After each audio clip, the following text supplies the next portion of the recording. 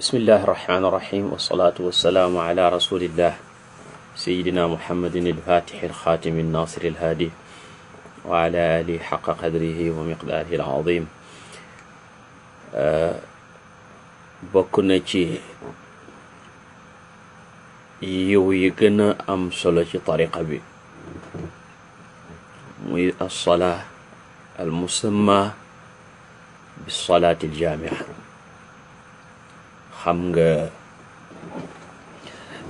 Sidil Arabi ad-Damrawi yàlla dafa ko boole woon nag Seydina Cheikh fekk mu amoon tasarruf ci rawxaaniya.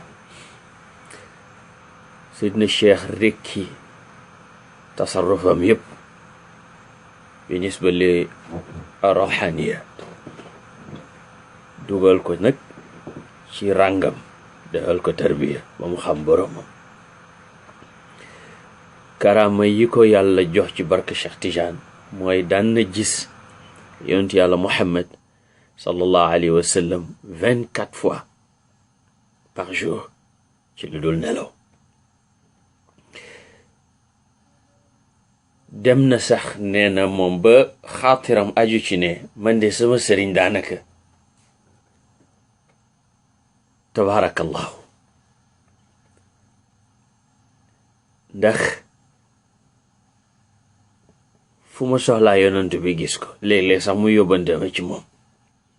maanaam xaatir dina di def loolu. nee na fi may xalaatee loolu ne yonent temm ci sama kanam ne ma lawlaa mahabbatuka fi tijaani lama raaytani qat. ne su dul woon nag cofeel gi nga am ci Cheikh Tidiane doo ma mën a gis mukk. wax nañ ne julli gi nga xam ne moom la daan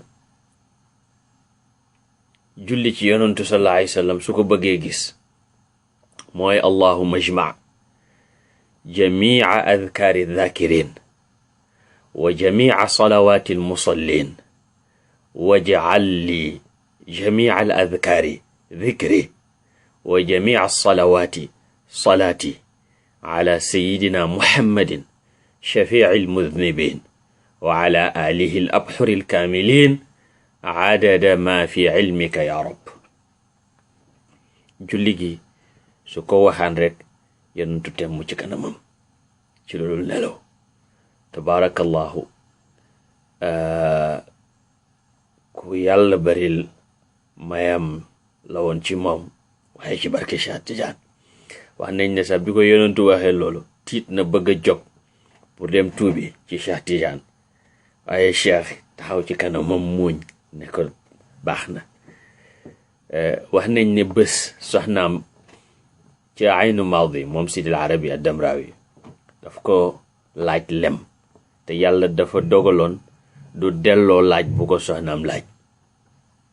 mu ne ko heure bi du heure lem jox ma ngant. soxna si insisté am mu ne ko nag génnal Cheikh Tidiane yónnee na kenn.